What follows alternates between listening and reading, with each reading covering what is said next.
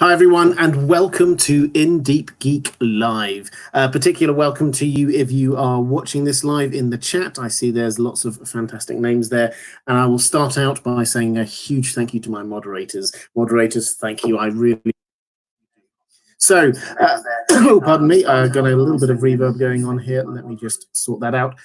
Today we are looking at The Winds of Winter, A Song of Ice and Fire more generally. This is an open Q&A, so I've got questions, as always, from my patrons. I'm going to shape the live stream around those questions, and as you would expect, with quite a wide subject area that the questions do dot around quite a lot, from character to character, different parts of the world of Ice and Fire. And I'm going to try and pick up as many different questions as I can from the chat as we're going as well. So I did see, actually, just as a sort of a starter to this, I did see before we went live, the live chat was having quite a conversation about the news that we've had recently about House of the Dragon, which is the Game of Thrones spin-off, which is that they have said that they are not renewing their contract with Titanic Studios up in Northern Ireland for the filming. Now, what does this mean? I think in terms of production, I don't think we're going to see a huge difference in terms of the quality of what is there. I'm sure that they're looking for a new location. Obviously, Game of Thrones, they'd got themselves established there, so it was a good place for them. They got into the groove. They had the extras that they needed. They had the staff, the routines, everything worked out there. So it made sense for them, while Game of Thrones was carrying on, to keep up with that. Now they have a chance to make a new start, and so they have to think about where is the best place for this. Now, Northern Ireland, purely on climate grounds, works well for the north, and quite a lot of Game of Thrones was based up in the north, but they obviously had filming units elsewhere for other parts of Westeros and Essos. If we've got House of the Dragon focusing on the Dance of the Dragons, Fire and Blood, and all the rest of it, that's not very much focused on the north. So it makes sense to me that they'll be looking for somewhere that they can do a lot of their principal filming as their home base. It'll be sad news for Belfast, for Northern Ireland, and all the rest of it. But in terms of the quality of what we get, it's probably the right pragmatic move. So that's the kind of wrapping that one up. We did have a couple of super chats just before we went on air, and I just want to say, so Didelphi Morphia, thank you so much, saying awesome Traveler's Guide this week, awesome Hobbit video too, love it all, thank you so much. Thank you, I really appreciate it. That's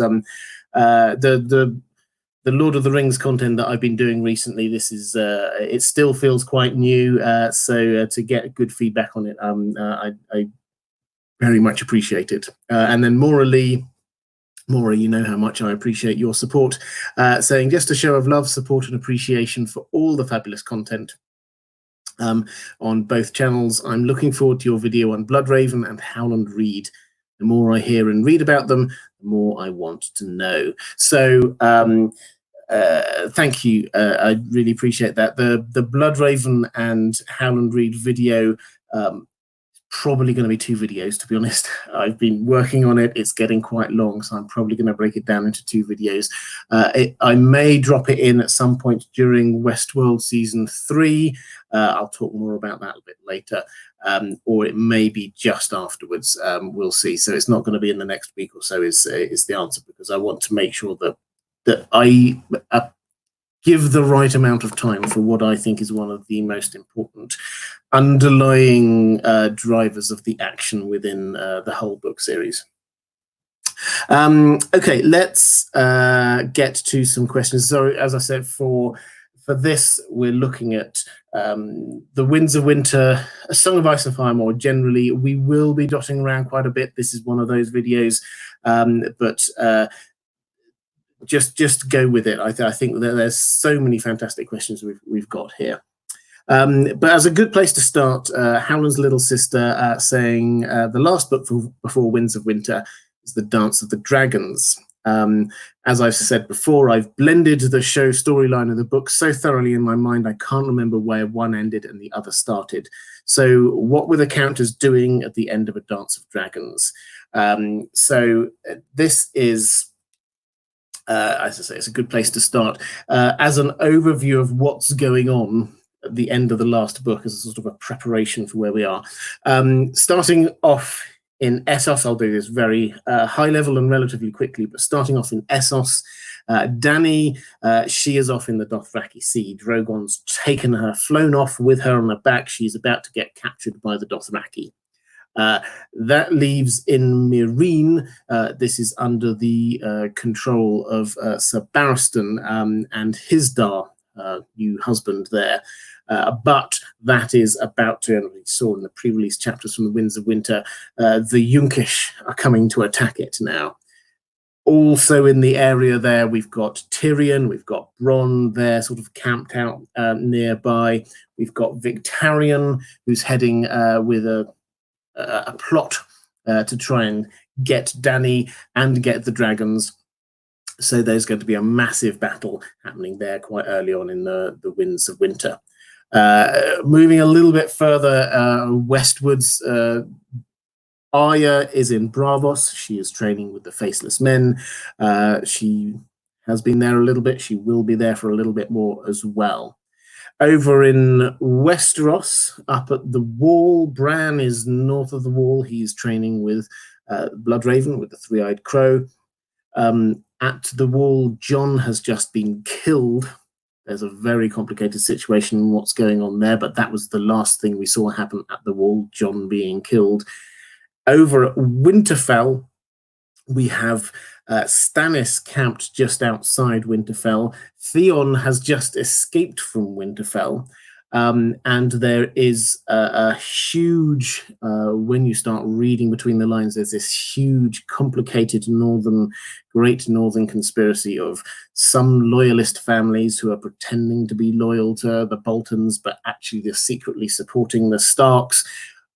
Key to that are the Manderleys, and that is where Davos is at the moment down in White Harbour, and he's about to go off and try and find Rickon, who is still alive in the books. And we think it's in Skagos. So that's what's going on in the north.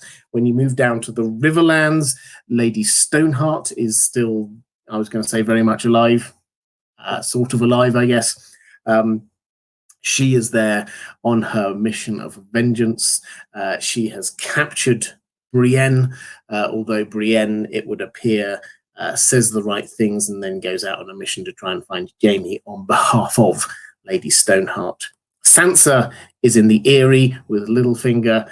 Then you move down to King's Landing, and you have the Lannisters and the Tyrells are in control there. High Sparrow is still around, and so they're trying to deal with what's going on there. Kevin Lannister is being Hand of the King, but at the very last chapter of the book, the epilogue, Varys suddenly reappears and kills Kevin Lannister because he is basically being too good at his job. Varys is supportive of the person who claims to be Aegon VI, Fagon, young Griff, who is launching an invasion. The last thing to say is what's going on with Euron. He is sort of off the coast, the south coast of Essos, and he has sent Victarion off to try and get the dragons, get Daenerys, but he is also about to do some huge magic and battle and all the rest of it. They're sending in spies to Old Town, which is where we get people like Sam. So that's the overview. As I say, there's a lot of characters, there's a lot of things going on, but in terms of where we're at, we're somewhere around season 6-ish of the show. So that's where we're at. Not all of the plot lines are exactly the same. Obviously, some people are in slightly different places, but that's roughly where we are at. Okay, so let's pick up on some questions. Johanna Hepburn over on Patreon says, you have previously discussed who will push Jon out of Ghost. Do you think it could be Bran on his way back from north of the Wall? Okay, so Jon dies at the end of A Dance with Dragons. Now, I have done a video on this. Many other people I have speculated along the same lines. He's clearly going to come back. The way I think that this is going to work is that he's going to walk into Ghost. So it's not just that he's going to die and then get brought back. He's going to walk into Ghost. There's loads of foreshadowing of it in the book. His body is going to get put in the ice cells, and then at some point he is going to get pushed back out from Ghost into his body, and he will be him again. But obviously, he will have been changed by the experience. So that's the theory about what's going to be going on. Now, I've thought about a few possible people who might be doing this. Do go and check out the video if you're at all interested. It was called something like Jon's Resurrection, how it will be different in the books, something along those lines.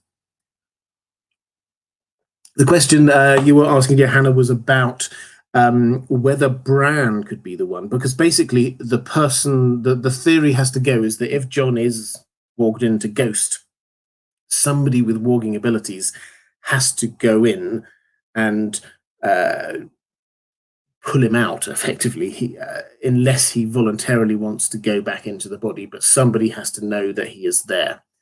Now, Bran clearly has got walking abilities, and he could know what's going on with Jon, because obviously through the Weirwood network, they know all these kinds of things.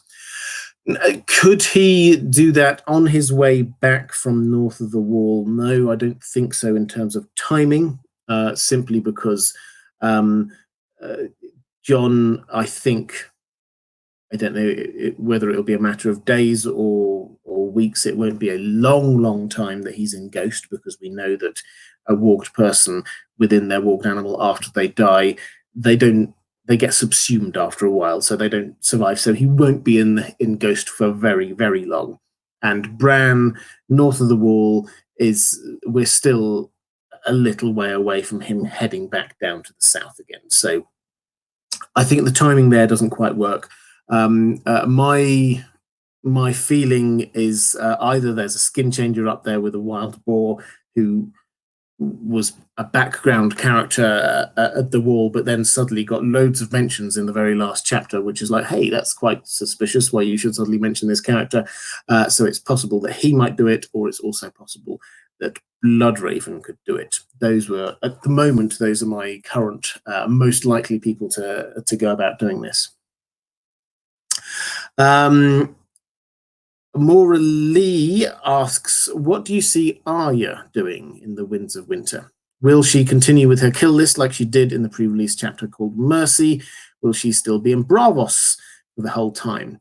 Okay, so Arya starts the book in Bravos. She starts the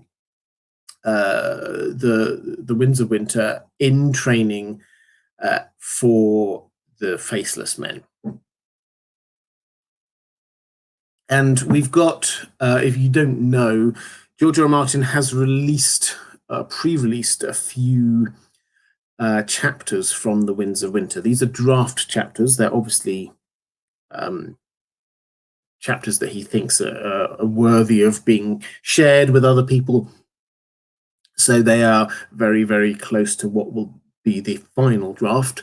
But it means that for some characters and situations, we have got more of a hint about what's going on. We have got an Arya chapter called Mercy, as you say. All of these chapters, incidentally, if you're interested, you've never come across them before, I have done audio narrations of them. You will find them over on my Patreon page. There's a link down in the description if you're interested in that.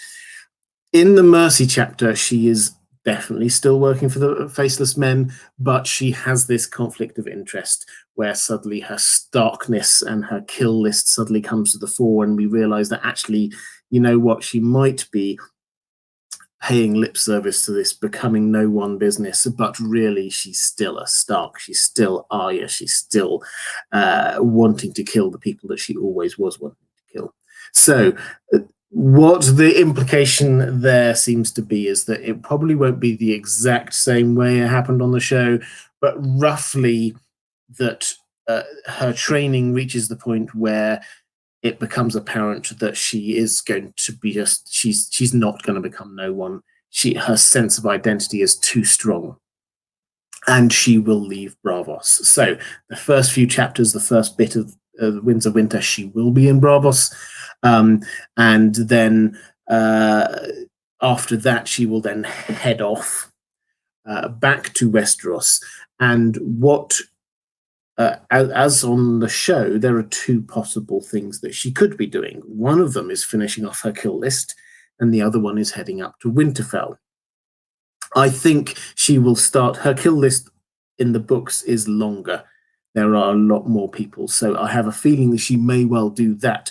And when she will head up to Winterfell, if she discovers that Jon is there, I think that is going to be the link, because she's got a very strong connection with Jon in the books. So I think that is what will take her to the north. So I think that she will end up at Winterfell, probably within this book. Broadly speaking, Braavos, some stuff on her kill list, and then heading up to Winterfell would be my best guess on what's going on there. Let me have a quick look in the chat just to have a quick flick through.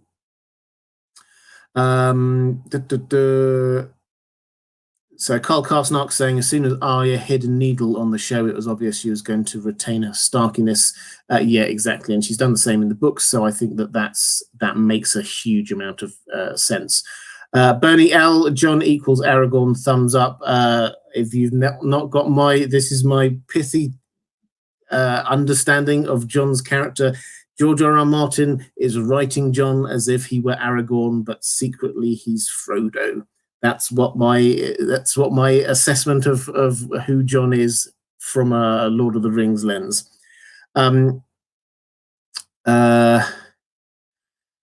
Having go. So Nicola Jurican, do you see Arya getting to King's Landing? Yes, eventually. I don't know. I suspect that might be in A Dream of Spring rather than in the Winds of Winter. I think that she will probably do some stuff in the Riverlands and then head north, rather than go all the way down to the south and then all the way to the north. That is a very long journey for her. So I suspect Braavos across, some stuff in the middle, and then heading north is my best guess there. Lots of people trying to get across the Lord of the Rings, Game of Thrones links, yeah, which I love doing. Gandalf is probably Ned, says Lusada Suarez. Sorry, I probably butchered your name. Apologies for that. I think that's an interesting point. Gandalf being Ned. So Gandalf is being the character who has been secretly doing the right thing behind the scenes and offering their wisdom to people before they get killed. Yeah, I like it. I like that a lot. RJR saying, what do you think the purpose of Dragonbinder will be? So Dragonbinder, we'll go back to the questions from my patrons after this one, I think. Dragonbinder is, for those who don't know, this is a horn. And it is a horn that Euron claims to have brought back from old Valyria. And it's clearly magical. He gets somebody to blow the horn, and afterwards they die, basically. He gives it to Victarion. He sends Victarion over to Slaver's Bay. He says that this allows you to control dragons. So it has gone over to where dragons are. It will get blown. Its longer-term purpose, I suspect, will be for Dany to take it. There is a very throwaway comment in her last chapter of A Dance of Dragons when she bemoans the fact that Drogon carried her all the way off to where she is and she couldn't control him. And, didn't the old Valyrians used to have horns that used to be able to control their dragons? I think that it will end up with her, and she will have the dragon-controlling horn at the end of this. Victarion is not long for this world, and the horn will be gifted to Daenerys, I suspect perhaps by someone like Mokoro, or as a way to show their loyalty. It will. I think it probably is roughly what everybody says it is. It's a dragon controlling horn.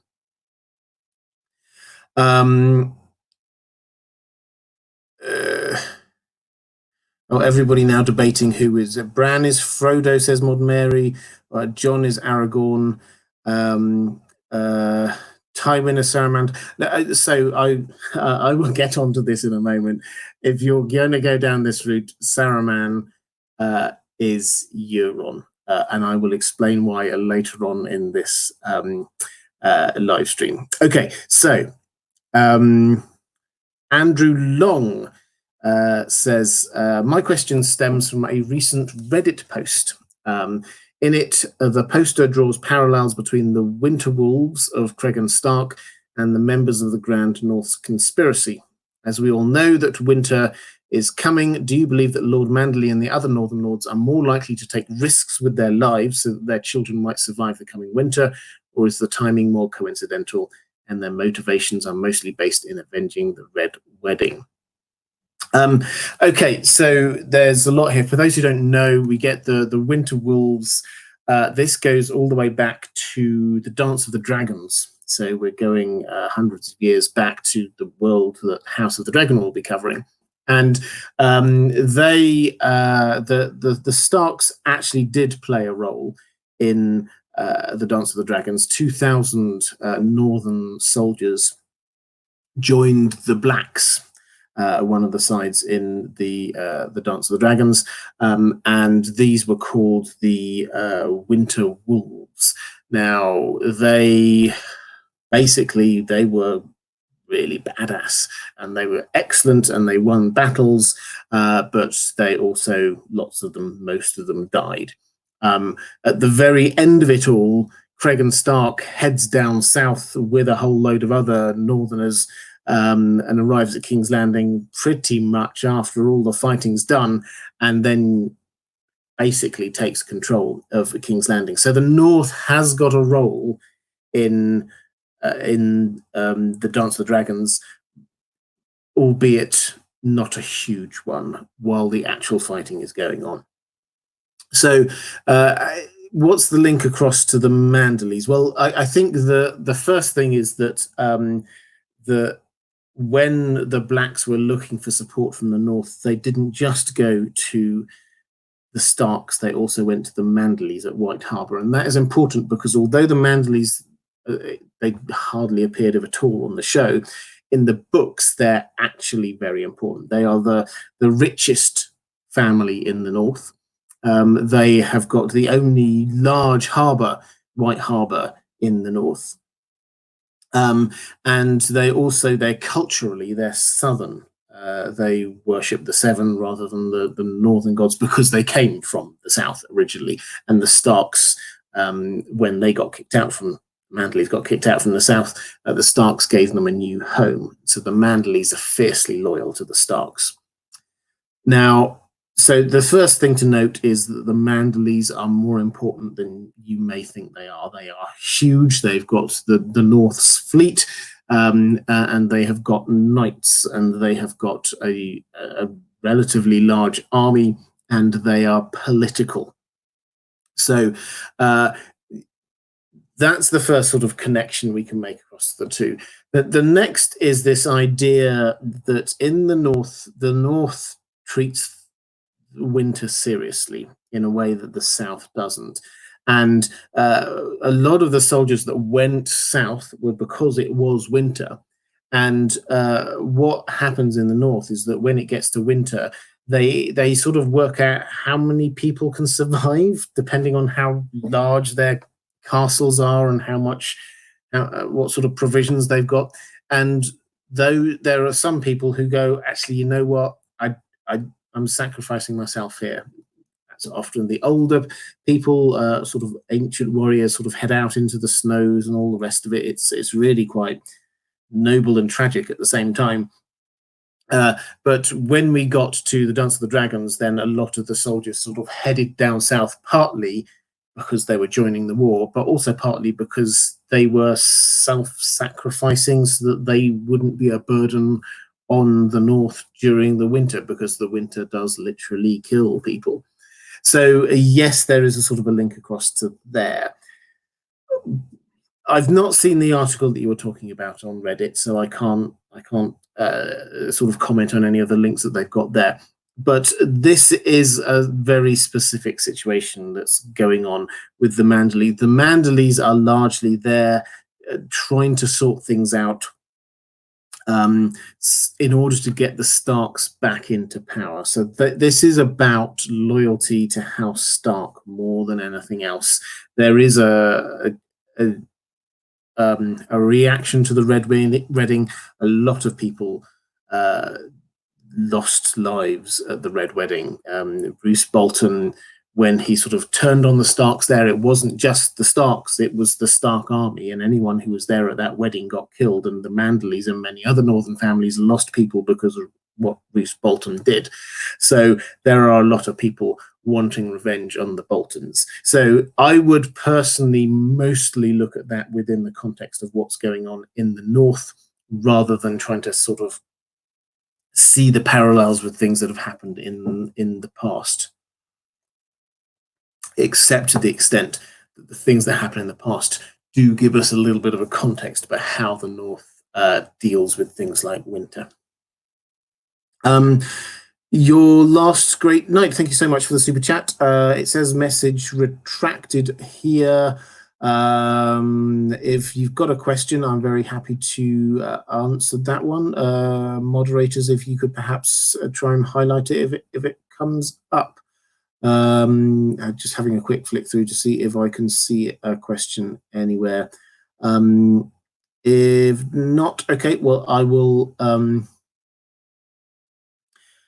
go back to some questions from my patrons. Maura Lee says, where do you see Bronze and Davos's story arcs taking them in the Winds of Winter? How do you think their story arcs will conclude in A Dream of Spring? So Davos, well, I'll start with Bronn. I think Bronn is the classic example of the character who was made more important on the show because the actor was good, and because he could inject comedy, and Game of Thrones was very funny for the first few seasons. The last 2 or 3 seasons, the people who were telling the jokes either stopped being so funny or got killed. So when you have Bronn, who could always inject humor into a situation, they allowed him to carry on.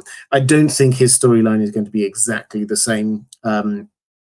Certainly the whole Dawn thing he did with Jaime isn't going to be happening. He is going to be trying to climb his way to power. There's no doubt about that. He's not going to be doing these sort of huge heroics with huge crossbows and things like that, though. So I think think about Bronn as being one of the few characters, and Davos actually is one of the other ones, who's actually properly working class and has worked their way up. This is a story often of the nobles, of the elite. This Bronn is one of those pure characters who is working with, very self-interested, obviously, but he's just working his way up. So I think what we will see is him taking the best opportunities he can, whoever's offering him the money at the time. Tyrion, Jaime are the classic examples, but he's not got that same kind of dynamic in the books. In terms of Davos, though, we do know a little bit about what's going on with Davos. So Davos is currently, as I said, he was in White Harbor, and he is about to be sent off on a mission to find Rickon Stark.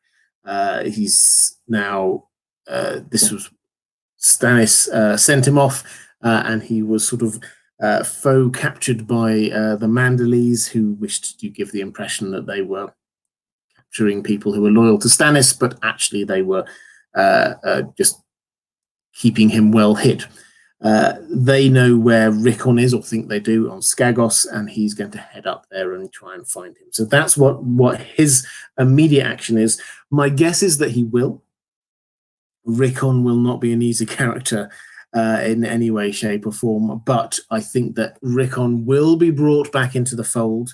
I think that he will. So Davos will bring him back to Winterfell after it has been reclaimed, effectively reclaimed for the Stark. So that's where it's going to be. And after that, yes, I think Stannis, I think, will die. Sorry, Stannis lovers, I think he will die.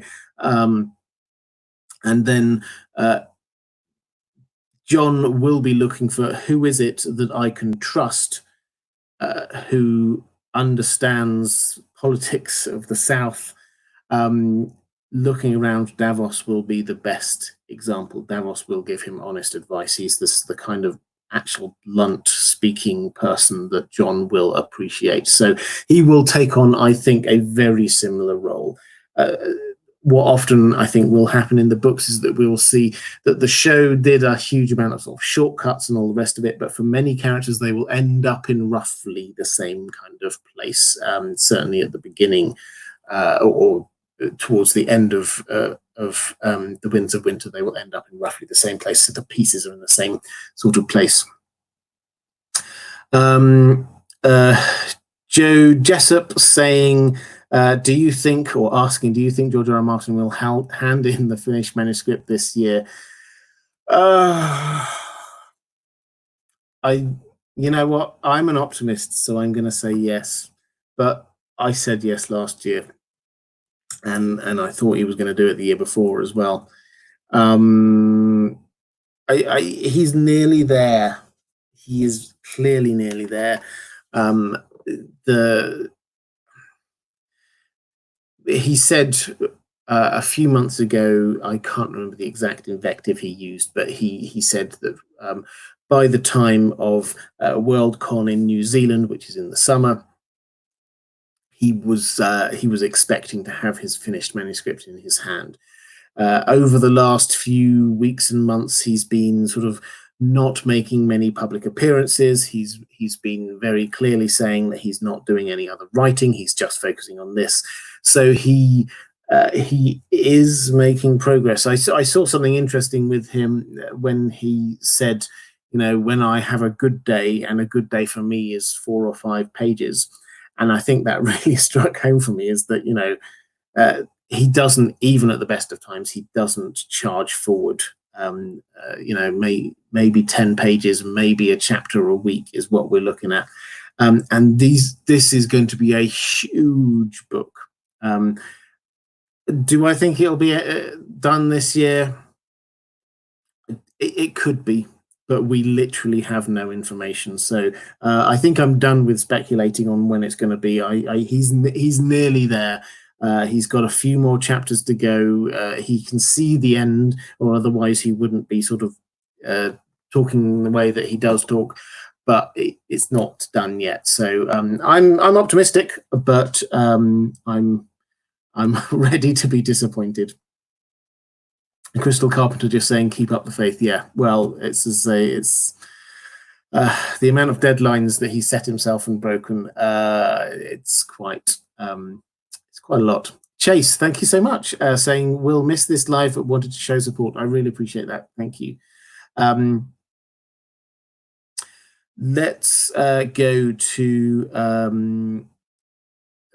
actually, one other thing I just spotted there. Apparently, Human saying, if Winds of Winter gets split into 2, I will have a fit. Winds of Winter, I am absolutely convinced, will be split into 2 books. They might be published at the same time, but simply in terms of how big this is going to have to be, it is going to have to be published in 2 books. He's already talking about, you know, 1,300, 1,500 manuscript pages, and you can, if you follow the wormhole down, you can try and work out what a manuscript page is, but it's going to be the kind of size that it cannot be printed as 1 book. It will have to be printed as 2 books, as he's done on previous books.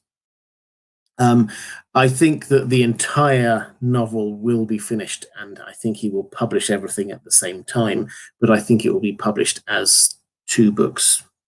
I mean, wouldn't put it past him to publish it as 3 books, to be honest, but there is a lot of ground he has has to cover in this book simply in order to get to where he needs to, in order to finish in one book. Yeah, I think it will be 2 books, but I don't think that's a problem. Lady Pushkins over on Patreon was saying, hi, Robert. If Bloodraven is a Targaryen, why do you think he is so invested, or seems to be invested, in Bran and the Starks? Good question. So, yes, Bloodraven is a Targaryen, but he's also, well, the first point here is that he is a Targaryen bastard. So he is half Targaryen and half Blackwood. Now, this is important because House Blackwood, although they are technically in the Riverlands, they are they've got a huge weirwood tree, and they are very much of the kind of the old gods kind of mystique. So he is not just a Targaryen. He is a mixture. Personally, he's a mixture of the sort of the First Men and Targaryen blood. So that's where he comes from. So that's the first thing to say. And actually, just as an addendum to that, we see all the rumors about him when he was being Hand of the King and all the rest of it, when people say how he was a magic user and all the rest of it. The kind of magic that he seems to be using, that he's accused of, is very much kind of northern magic, sort of old gods kind of magic, warging and all the rest of it. He can see through, he can control wolves and birds and all the rest of it. That seems to be, he seems to have got some magic from that side as well as his Targaryen side. So that's the first thing. And then the second thing is, yes, he's still Bloodraven, but he's also the Three-Eyed Crow. He's also part of the Weirwood network now. So he has been, and on the show, we sort of see this character who's sort of wandering around, and yes, he might be sort of faintly magical and mystical, but he's independent. In the books, he is stuck, quite literally stuck in that tree. He's got tree roots coming through his eye socket where he's not got an eye. He's trapped in there. He is a part of the Weirwood network. He talks as if he's losing who he is. Yes, he's a very strong character and he's kept hold of who he is, but he is losing it. He is subsumed within the Weirwood network. So he is not anymore just a Targaryen. He is part of the Weirwood network, and that is, I think, how we have to view him now.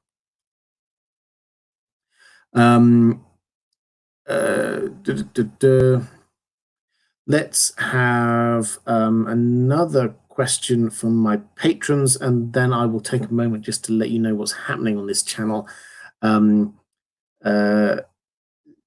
So Alex says, Brandon, this is Brandon Sanderson, I assume, has published 1,100-page books, could still be in one volume. I think this is going to be longer than 1,100 pages. I honestly do. I wouldn't be surprised if this is a 1,500-page book. There is a lot that he's got to be getting through. In fact, somewhere out there is someone has done a magnificent YouTube video. I wish I could remember who they were. I watched it ages ago, when they tried to map out all of the chapters that will have to happen in the Winds of Winter, simply in the bits that we know about. George R. R. Martin will include new twists and turns on all the rest of it. But when you add up them, even the minimum amount of chapters needed in order to get people where they probably need to be at the end of the Winds of Winter.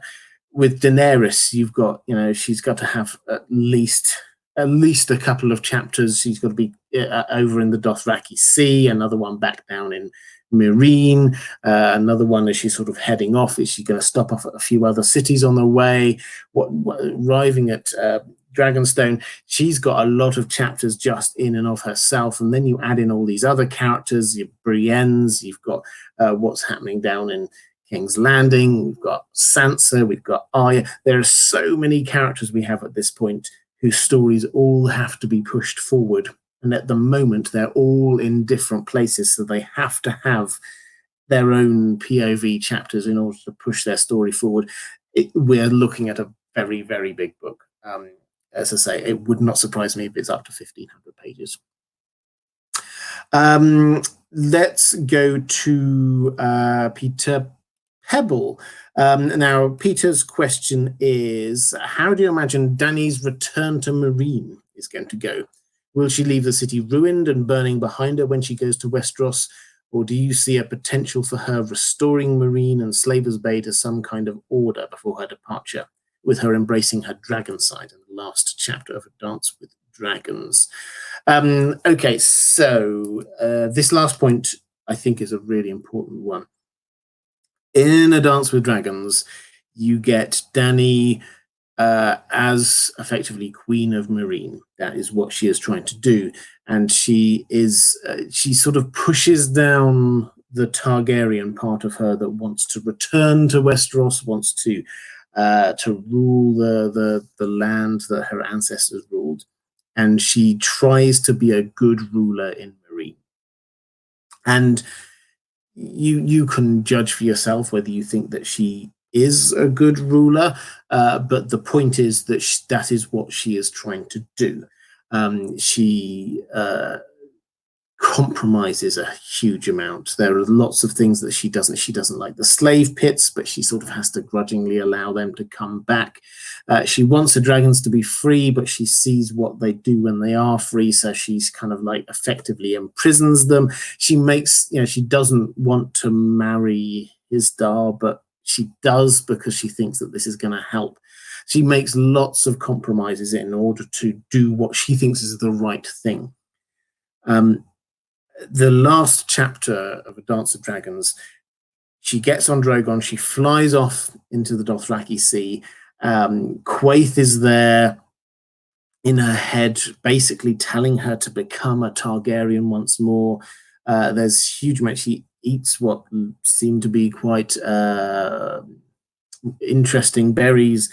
It clearly starts to regain her Targaryenness. Now, this isn't, don't get this confused with the sort of she's going mad queen business. This is her regaining her Targaryenness and her sense that she wants to claim what is hers, which is Westeros in her mind. So what will almost certainly happen is something along the same lines as the show, that she will get the Dothraki on her side. She will return to Meereen, and she will return there not with a view of just becoming queen there once more and ruling well and all the rest of it, but as a base for her to then launch her invasion of Westeros. So that is what is going to happen. Now, the first question is, what is going to greet her when she gets there? Well, there's going to be this big battle. And we're going to have lots of people all crowding in to try and sort of join her in some way. Yes, we've already got Sir Barristan, if he survives the battle. We've got Tyrion, who will be wanting to meet her. We've got Jorah, who is trying to present Tyrion to her, who she had exiled. We've got Victarion, who's trying to get there. We've got Makoro. We've got Marwyn the Mage, who also set sail from Old Town to come and say, hey, I'll be your maester. So she's going to suddenly find herself inundated with all these people who want to join her gang, as it were. Now, what will she do with Meereen?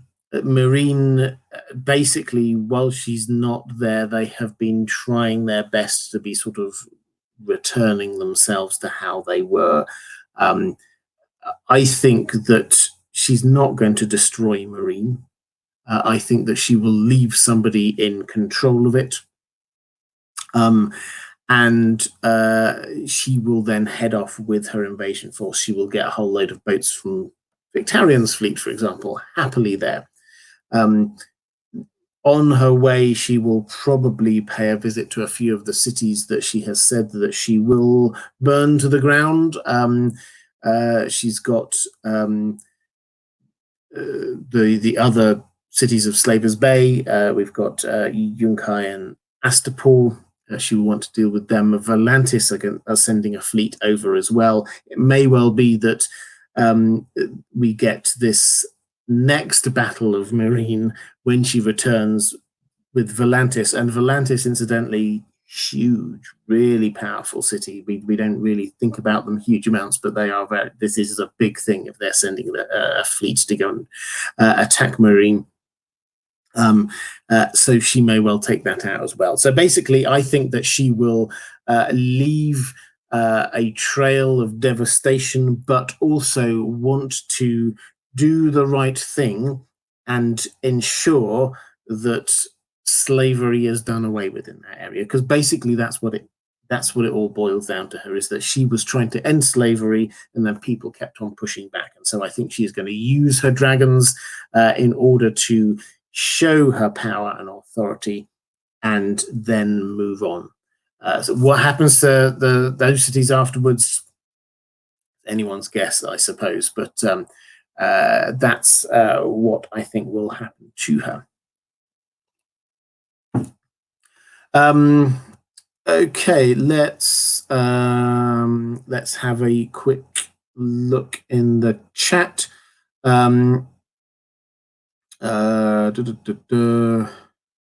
Queen of Marine does have a nice ring to it. Kalkar's Night. Yeah, I think so. I like that phrase. Okay, let's have a moment, as I always do, roughly halfway through these live streams, just to quickly say what's coming up on this channel. For those who weren't watching last week, the Traveler's Guide, which is the series of videos I've been doing for nearly 2 years now, that has now reached its conclusion. The Traveler's Guide reached Ashai last Friday. That was the last of the Traveler's Guides. We've gone all the way through Westeros, all the way through Essos. Ashai is as far east and south as we're going to get. So it's been a bit of a labor of love for me to be doing all of those videos.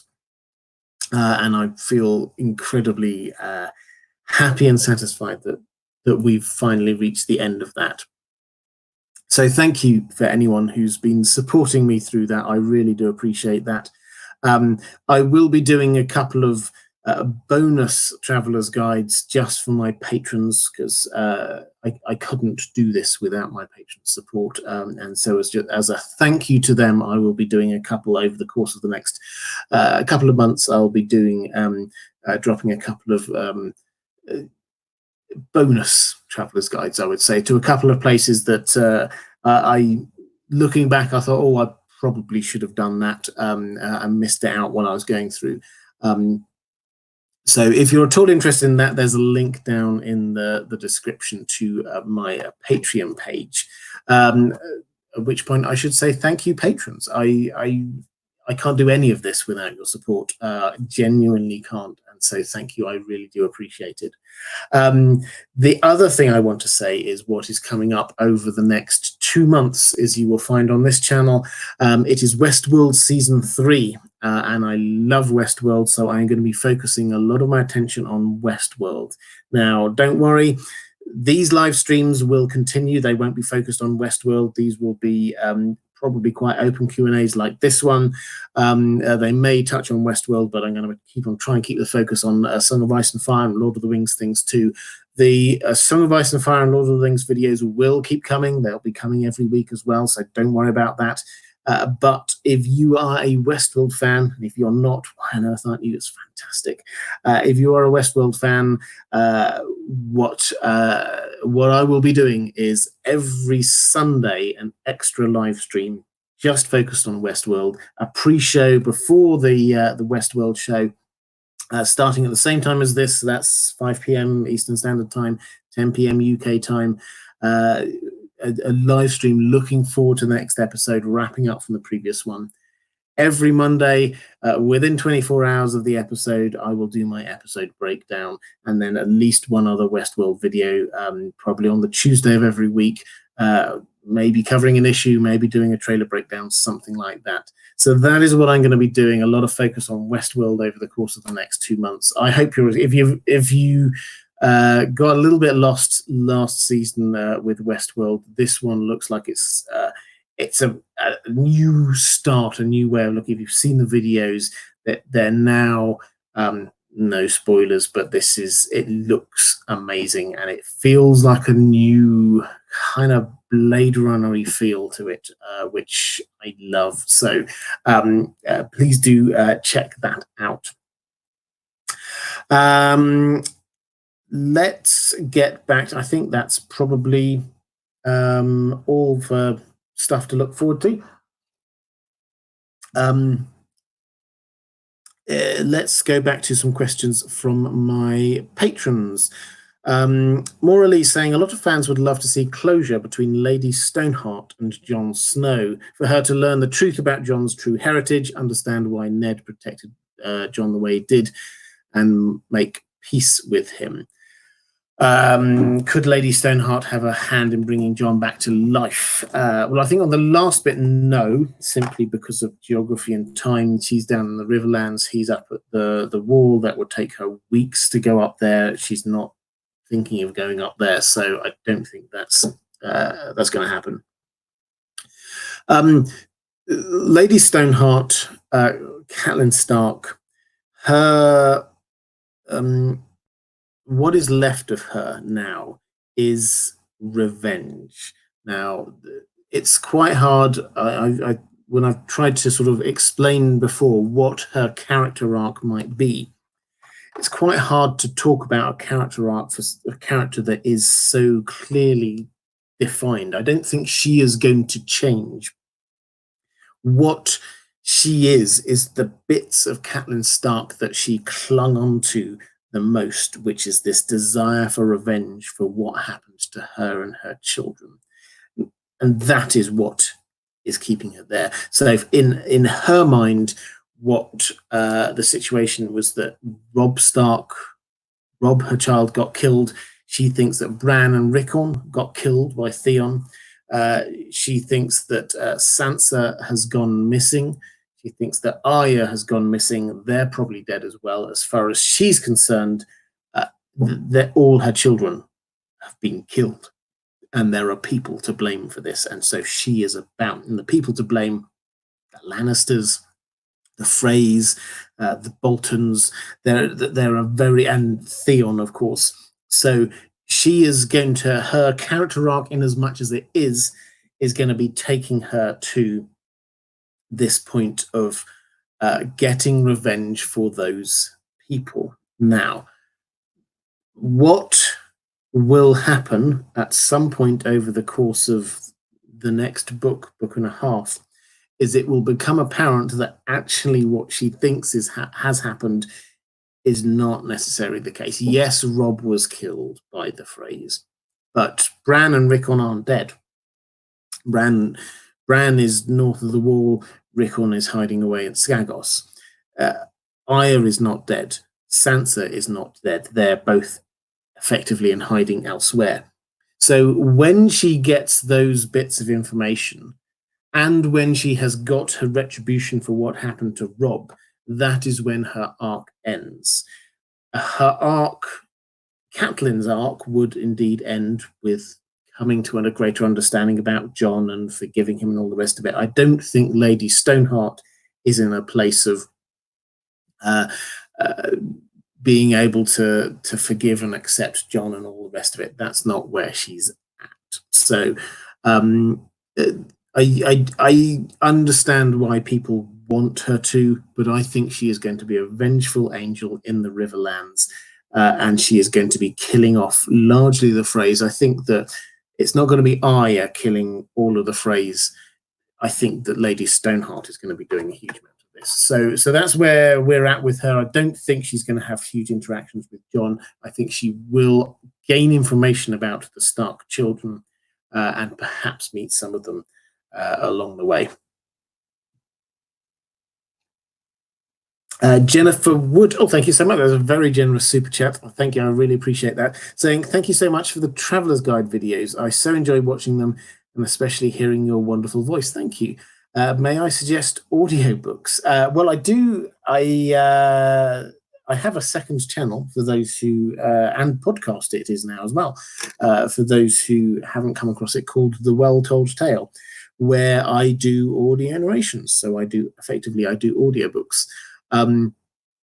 At the moment, it's a podcast. It's on YouTube as well. The Well Told Tale. There's a link down in the description. But the sort of the longer term aim with that is to turn some of those into audiobooks. So rather than working for a company doing whatever they tell me to do in terms of read this book or that book, I'm going the different route of deciding what I want to read, which books I think are fantastic, which books I want to share with people, and that is what I think of as the best science fiction and fantasy books ever written. That's what I'm doing. That's what my passion is.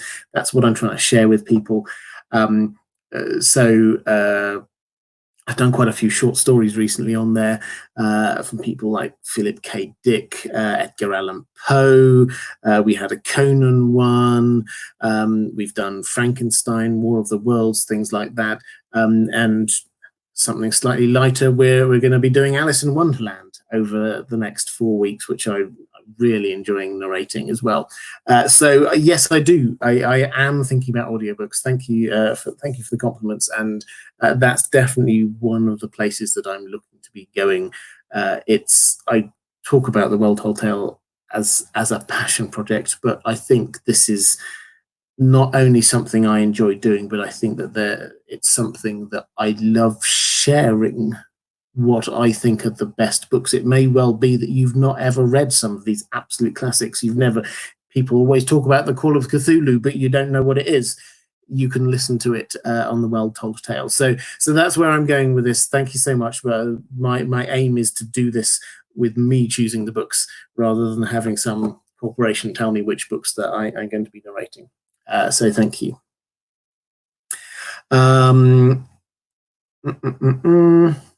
Let's go to a question from Henning J.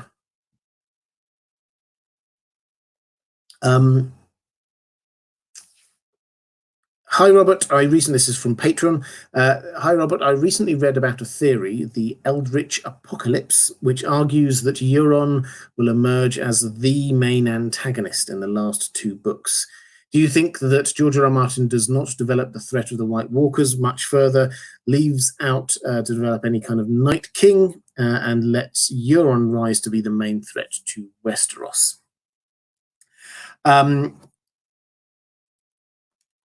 So I've not read. I've heard of the Eldritch Apocalypse. I've not knowingly read it. Maybe I have read it, but not under that heading. Euron clearly is trying to do massive things. He is trying to not just win a sea battle off the south coast.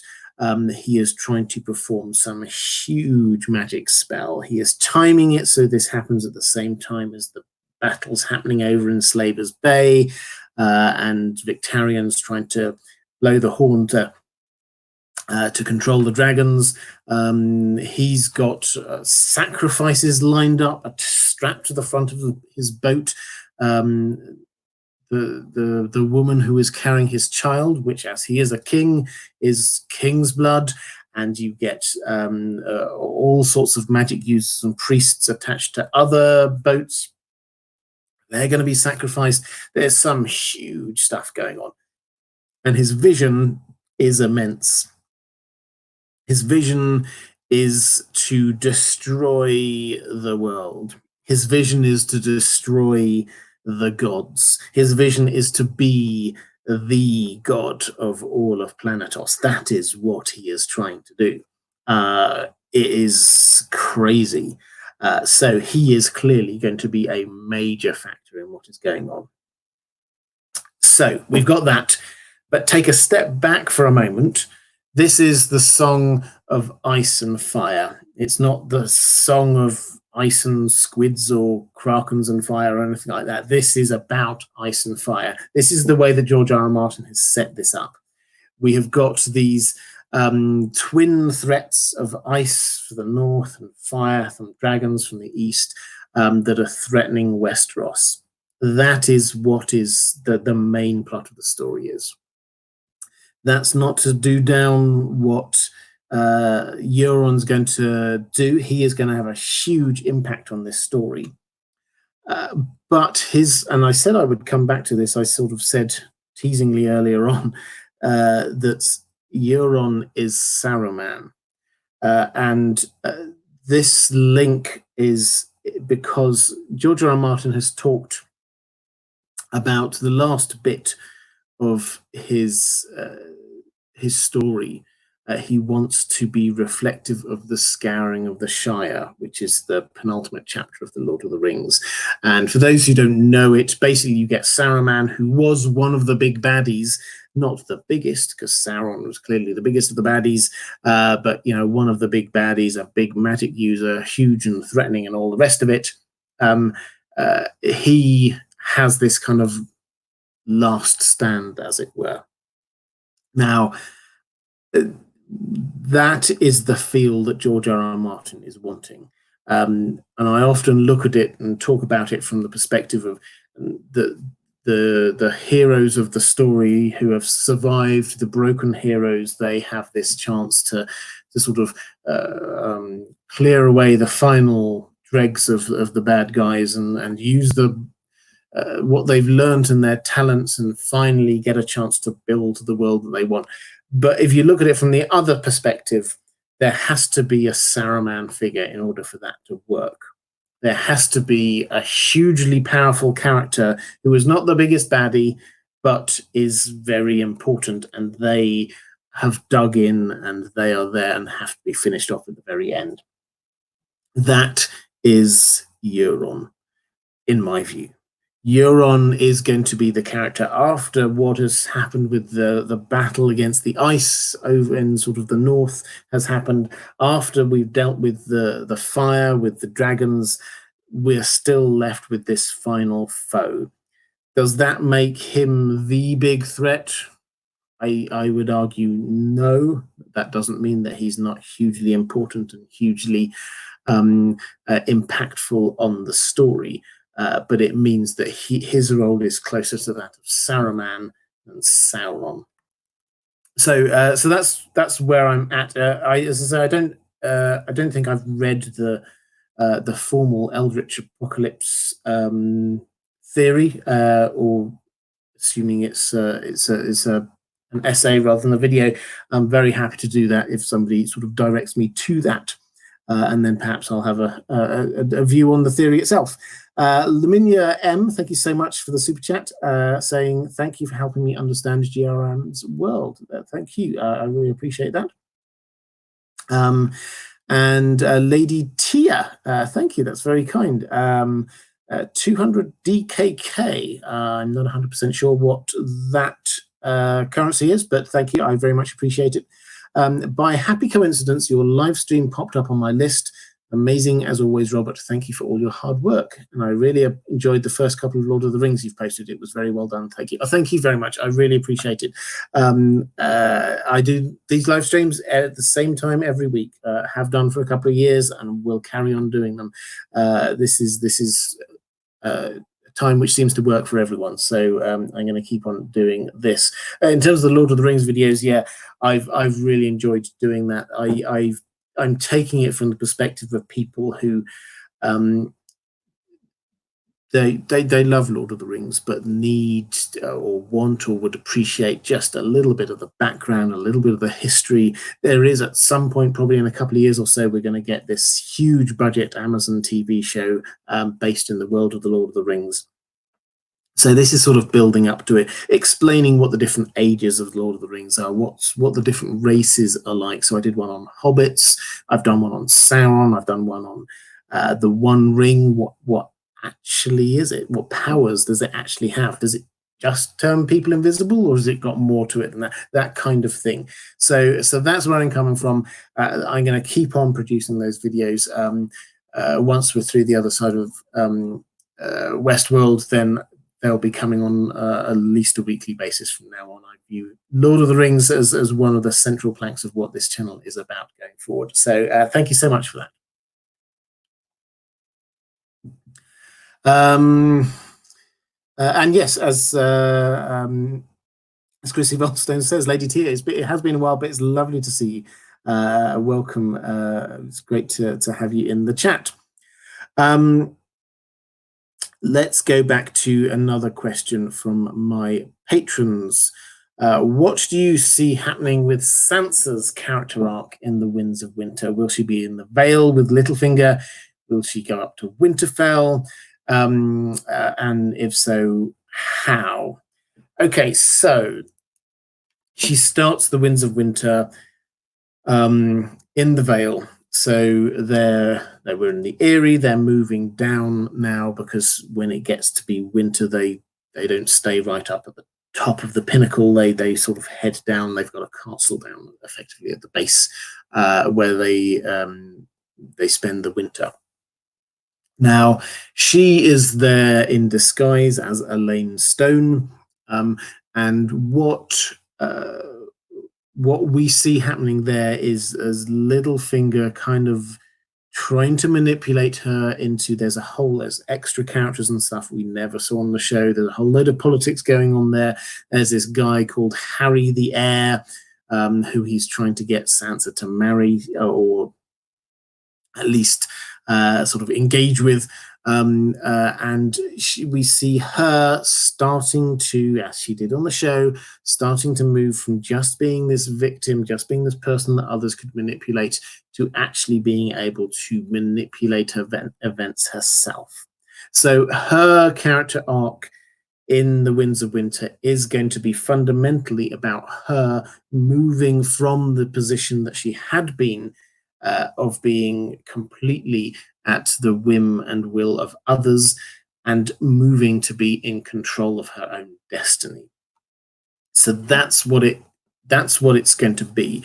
Now, in terms of physically where she's going, yes, I think that she is going to start off in the Vale and end up going up to the north. I think that may well be connected as before. I'm sure that there will be sort of an offer of some troops from the Vale, but there's also Littlefinger has got a sort of a scam going on to do with food. Now this sounds very vague, but he is and perhaps even a bit dull, but Littlefinger understands, as you would hope more people would do, that at times of winter people need food and provisions more than ever because they can't be growing their own crops.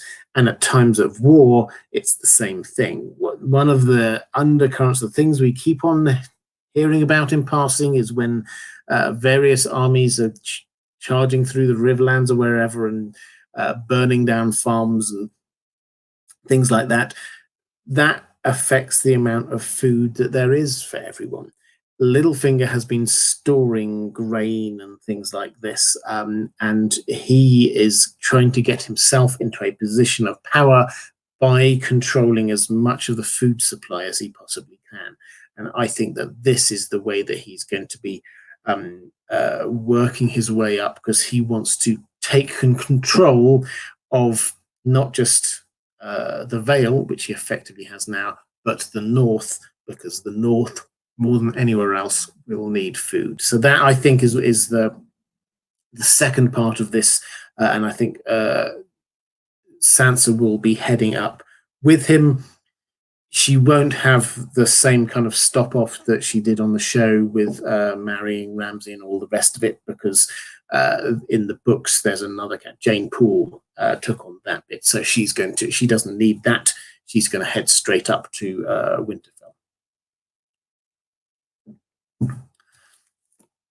Okay, question.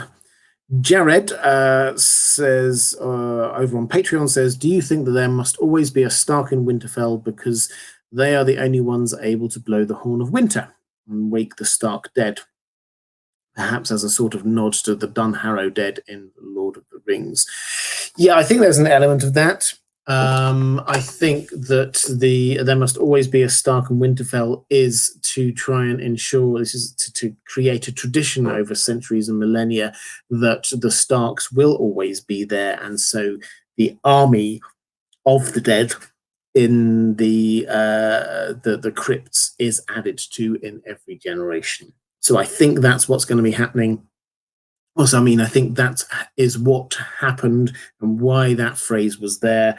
It's also, I mean, a little bit of political realism is that, you know, if you create this catchy phrase, then it makes people feel that there's something more than just a family who are trying to stay in power. There must always be Stark and Winterfell. It sounds like there's some kind of great moral imperative behind this, some great um, reason why, and there isn't necessarily a bit of realpolitik there that keeps the Starks in power in the north. So I think the main thing is to ensure that the line of Starks in the crypts carried on all the way through.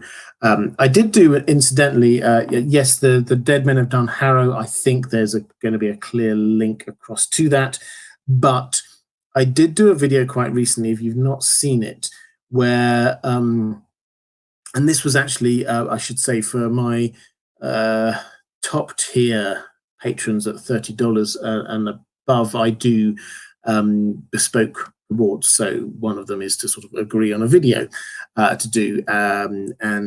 So one of my patrons at $30, we chatted about it and decided to do a video about the statues in the Winterfell crypts and what it was. And then I'm really glad I did, because having looked at them, the more I became convinced that actually we're not just going to see ghosts of dead Starks rise, but the statues themselves come to life. I think that seems to be what all of the foreshadowing is about. If you're interested in that video, you can have a look for it. It was not too long ago, I would say 2 or 3 weeks ago, something like that. And it's called something obvious like The Statues Will Come to Life or something like that. Let's have a look. Another question. A slightly broader one here about the Winds of Winter. What do you see will be the main focus or plot points in the book, as opposed to what will happen in Dream of Spring? Whose final POV chapter might we see? Now, the broad picture, I think, is that we are going to see the Winds of Winter roughly take us up to the end of season 7-ish of the show. And I say roughly because obviously there are going to be big differences and all the rest of it. But I think that the end of the Winds of Winter and the final POV chapter could well be the wall or the others coming south of the wall. So that is the final bit. What we found with A Dance with Dragons is that we had an epilogue chapter, which was from Kevin Lannister's perspective, and in which he died. And George R. R. Martin is very happy to do random POV chapters for people at the end of which they die. That's absolutely fine for him. So it would not surprise me if the final chapter of The Winds of Winter is some random member of the Night's Watch who sees the others coming, sees them destroy the world and destroy the wall or a section of the wall, and at the end of it, that character dies. That for me works as a setup to the final book, when we've got dragons in Westeros, we've got the others in Westeros, and so actually finally the Song of Ice and Fire is about these two forces clashing in Westeros. Because all of this time, let's not forget, all of this time, this has been a Song of Ice and Fire, and yes, there are many layers to what a Song of Ice and Fire means, but the threat of ice, the threat of the others, has stayed north of the wall all of this time. The threat of the dragons has stayed over in Essos all of this time. It makes sense to me if the final book is when those two forces are actually both in Westeros, and it makes kind of poetic sense to me that they arrive at the same sort of time. So I think that it will end up with the others coming south of the wall. Let's have a quick flick through the chat just to see in case I've missed anything. Anna Iglesias saying, how can Sansa marry Harry if she's still married to Tyrion? I don't think annulment is so easy in Westeros.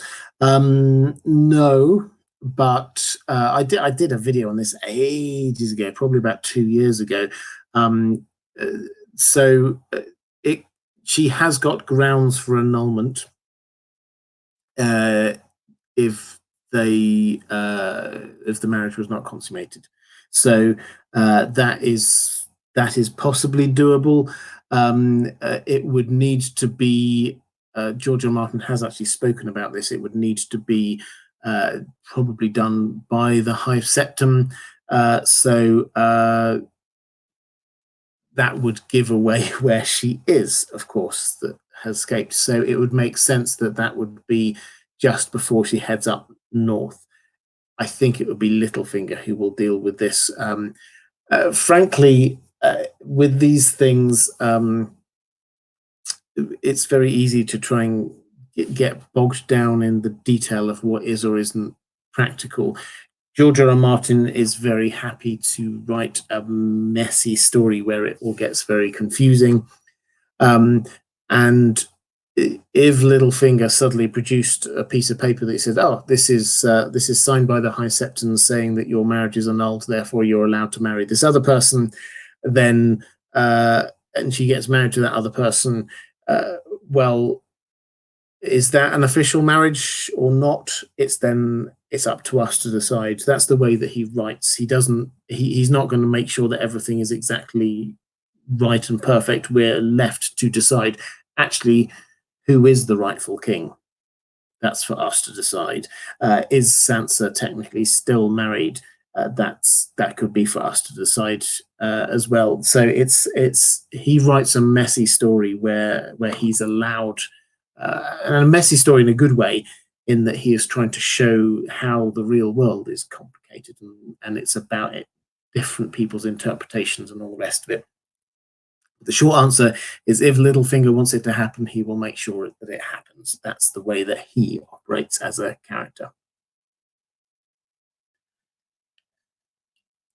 Hermione Granger of House Gryffindor says, is Fagan fake? Yes. I've done a video on that one literally in the last week or so. If you want to go and check the one out, I think all of the indications are there that he is. So, Egret Weirwood says, I think the Dream of Spring is the Scouring of the Shire. I think the Scouring of the Shire will be towards the end of A Dream of Spring. It's not going to be all of the book. I think that's going to be sort of towards the end of A Dream of Spring. Let's go to question from Lily Mellon, saying a roundabout question here, but I was starting to wonder what you think will be revealed and what will still be questioning when the books are done. Any predictions regarding theories that will be confirmed and the fan favorites that will be left wondering over? This is a really good question. So I think some of the theories about who different characters are, what happened during Robert's Rebellion, all the rest of it, those things I think we will get clear confirmation on. So the main one is R plus L equals J, that John is the son of Robert and Lyanna. I think that will get clear confirmation. I think we will get clear confirmation on a number of other things, like what happened with the Shara Dane, what exactly happened at the Tower of Joy. I think that Howland Reed will be telling us these things. George R. R. Martin has hinted as much. He said Howland Reed will return, and he will reveal what's a lot of secrets. So I think all of that we will discover. I think the kinds of things we will be left wondering about, and the kinds of things that George R. R. Martin has all through the story left open to interpretation. By which I mean, who is Azor Ahai? I think that we're going to be left in a situation where we think we will still be arguing about who Azor Ahai Reborn actually was. Was it Jon? How about Daenerys? Actually, if you think about it, perhaps Rhaegar it may make sense. Could Drogon be Lightbringer? That kind of thing. I think that he will give answers on a number of different levels, which will allow us to continue to be doing interpretation of the books for a long time afterwards. So those kinds of things, and I suspect there'll be some characters who will still remain mysterious. Now, I don't know, but a character like, say, Quaithe, who is a very mysterious character, it's entirely possible that Dany could obey what Quaithe is suggesting, and Quaithe just doesn't appear again, and we're just left to always wonder exactly who she might be. We'll have a few hints extra, perhaps, but that's about it. That kind of thing. There will be some characters who we won't necessarily completely understand. Again, someone like Melisandre, it may well be that we never truly get an understanding of who she is. There will be hints, but we're not going to get a clear history of who she is and what she wants and all the rest of it. So that's the kind of thing that we're going to be left slightly mulling over. And there will be some things that he will leave as hints that we can pick up on, but are never going to be fully confirmed, like the idea that the Three-Eyed Crow did come to Euron in his dreams as a child. It's heavily hinted at, but we can't know for sure at the moment unless we get confirmation from Bloodraven himself, which I don't think we will. So that's the kind of thing that's going to be left still slightly vague. Okay, let's have a look at. I've got a few more questions to go. Azor Ahai. Hi there, Kyle. Is in the chat. Azor Ahai, for those who don't know, is a wonderful human being and a fantastic YouTuber. Go and check out Azor Ahai. He covers The Witcher, The Mandalorian, doing a lot of stuff on, I know recently on The Witcher. I was over on his channel chatting Witcher stuff with him. A lot of people doing Witcher while the season was on. Kyle, I know, is committed to carry on doing Witcher stuff, and we'll be doing Westworld as well. But it's carrying on doing Witcher stuff all through the off season as well. So if you love that, go and have a check out of Azor Ahai. Question from Peter Pebble. Actually, this is my last question from my patrons. So, guys, this is now a good time if you want to drop some questions into the chat. I'll answer this one from last one from Patreon, and then after that, I will have a flick through the chat and answer some questions from there. Peter Pebble says, this is probably a question for A Dream of Spring, but I'll ask it anyway. Which direction do you think the societies of Westeros and Essos are going to go in terms of governance and social systems? Is slavery going to be abolished in the long term? Are feudalism and absolute monarchy basically staying the same forever? I think George R. R. Martin did a great job in showing us how these ways of human interactions like slavery, serfdom, patriarchy, etc., have managed to persist for so long. And I'm interested to find out what his overall vision for the future of Planetos might be. Okay, so the really interesting stuff. I think that the first thing we have to say is George R. R. Martin is not going to be doing this, what I call the 20 years later chapter. He's not going to do the, and after all of these events that I did, this system of government was set up over here, that system of government was set over there, this is what happened to this character, that's what happened to that. I think he's going to end when the story ends, when we've reached a satisfying endpoint. And yes, we will see what people are planning and thinking about and all the rest of it. but I don't think we're going to see those things go on into the future. In terms of where we're at, I think that our best working assumption at the moment has to be that Bran will end up king of the Seven Kingdoms, or Six Kingdoms as they made it there. And that will keep this monarchy going, this monarchy idea going. It's probably one of the sort of fallacies of the TV show about that this was some huge change that happened at the end of the show to governments. Not at all. It was the same powerful people who decided who the king was, and it always has been the same powerful people who decide who the king was. Whether it's through a great council or simply whoever's got the biggest army, it always is the powerful people of the land deciding who the king is, and that's exactly what we saw on the show. The difference, obviously, is that Bran is not just a normal human. He is part of the Weirwood network, or he will be part of the Weirwood network. But monarchy will continue in Westeros. I think we can be reasonably clear on that. In terms of slavery, I think Daenerys will have a good go at getting rid of slavery before she leaves for Westeros. But as I said earlier in the stream, I think it's anyone's guess whether that's going to stick. The implications are that it won't, because what she found, having freed the slaves of Yunkai and Astapor, as well as Meereen, is that she turns her back, she goes and looks after another city, and what do you know, the powers that be retake control, or sometimes new powers that be take control, and slavery just carries on. This is something which is endemic across Essos, so I don't think that they're going to be suddenly stopping it.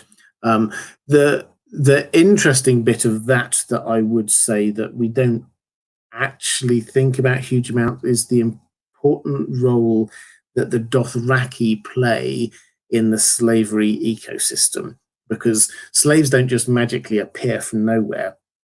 Where the biggest supply line of slaves was the Dothraki doing their raiding, taking whoever, from the village, all of the people that they think they can get a fair price from, driving them down to the cities of Slavers Bay and then selling them. That's how new slaves get put into the system. So Daenerys will have control over the Dothraki, so it is entirely possible that she will stop that supply line of slaves. That it's akin to the way that slavery, certainly real world history lesson, the slave trade ended within the British Empire before slavery itself was banned.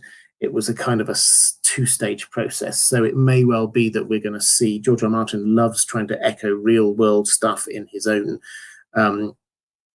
creation. So it may well be that we see the end of the slave trade without seeing the end of slavery. But that's just pure speculation on my part. I don't think we're going to see this very clear line of what's happening in all the different places and what their governance systems are going forward, but I think we will get a few hints. Okay, let's have a quick flick through some questions from the chat. Andrew Kay is talking about Volantis and the people behind the Black Walls could get roasted. Yeah, I think that's pretty strongly what's going to happen. I think Volantis will send their fleet over to attack Meereen. I think that Dany will send her dragons to destroy. And in Volantis, we've got the Black Walls of Volantis, where all of the rich slave owners all live within that area. And I think that she may well destroy that. And this is, incidentally, one of those things where we will question Daenerys's destructiveness. This is it's going to be it's a step at a time with Daenerys, I suspect, where we go, okay, well, we understand these kinds of things in this, her destroying lots of people in this particular instance, but then the next time it seems slightly bigger and perhaps slightly less justified. With Volantis, yes, she could destroy everything within the black walls of Volantis, and she could get rid of all the slave owners. You could argue that that's justifiable, but there are also a lot of slaves within the black walls of Volantis. Is she going to burn all of them as well? There will have to be some collateral damage if she does that. So we might suddenly think that actually that's perhaps not quite as justifiable if it's done in that Stark way, or Targaryen way. Not quite as justifiable as we might first think. Okay, let's have a flick through. Will we get, so this is Tulkas 40, will we get an actual high tower present in the chapters, or just reports or word of mouth? I hope we get high towers. I think high towers are one of those, the families that they get mentioned so much, and they clearly are doing things, and they're clearly hugely rich, and they're clearly hugely powerful. They've clearly got a huge army. They are clearly doing some sort of magic-y stuff somewhere at the top of the high tower. There's things going on. They have to come to the fore at some point in this. I wonder whether they might be supportive of Fagan, young Griff. We hear that they have friends in the Reach. Now, it doesn't sound like it's going to be the Tyrells. And if you can't get the Tyrells, then who's the next best in the Reach? And that would be the High Towers. So perhaps that, perhaps they will come to the fore in defending Old Town from an invasion by Euron. That's also another way that they might be appearing.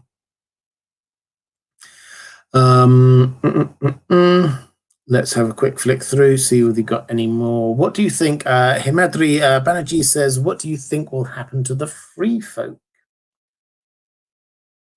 So the free folk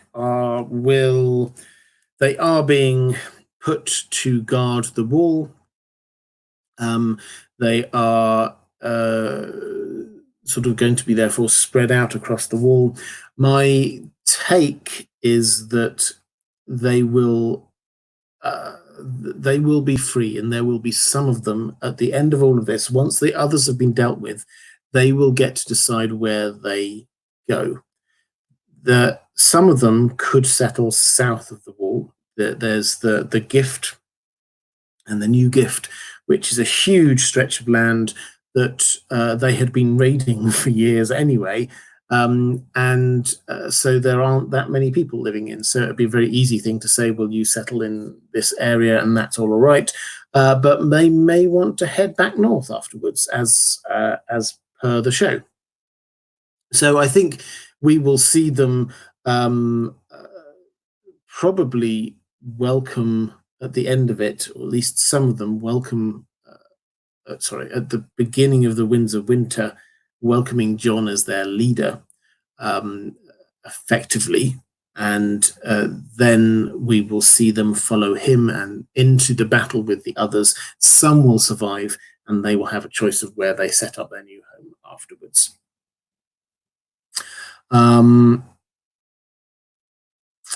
Quickly flicking through to see any more. Johnny Skinwalker saying, since in the book there's a better build-up before she becomes the Mad Queen, Dany will burn Meereen when she leaves. I'm not convinced she will burn Meereen,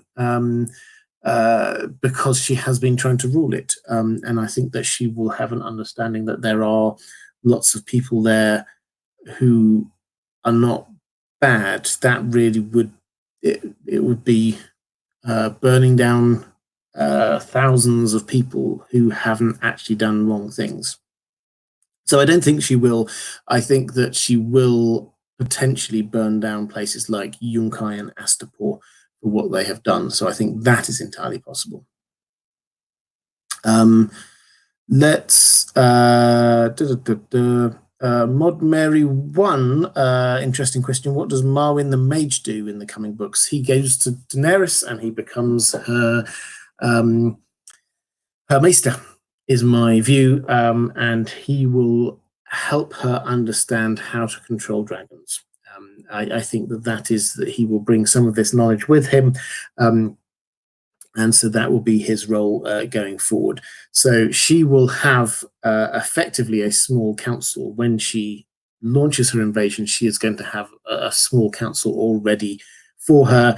She is going to have a maester. She is going to have Makoro, who's going to be effectively being like her priest, but obviously this is from the Red God rather than the Faith of the Seven.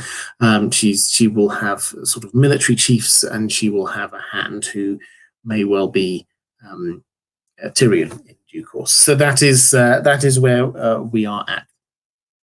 Okay, guys, I think I'm starting to. I've got a super chat. I was about to start winding up there. Voice of Reason. Thank you very much for the super chat, saying, what is Jack and Hegar planning at the Citadel? Oh, this is a good question. So he is trying to get hold of a book about how to kill dragons. Now, I'll go on a little digression here about the Faceless Men. The Faceless Men, on the show, we were sort of taught to treat them as being like these cool assassins with nice catchphrases, like "all men must die," things like that.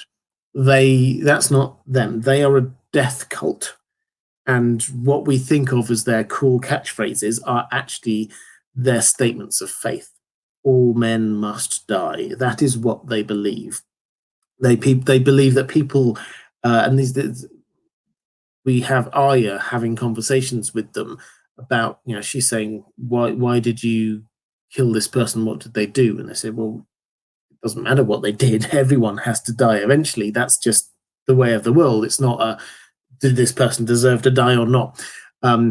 So within that context, from their faith, from their religion, if you get things going on in this world that are preventing people from dying, and there are lots of them in the world at the moment, from the others, from what's happening with Beric and the Red Priest being able to bring people back.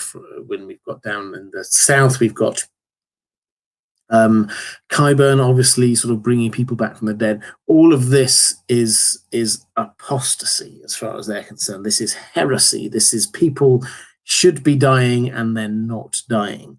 So what they are wanting to do is basically restore things to how they were without all of these threats there.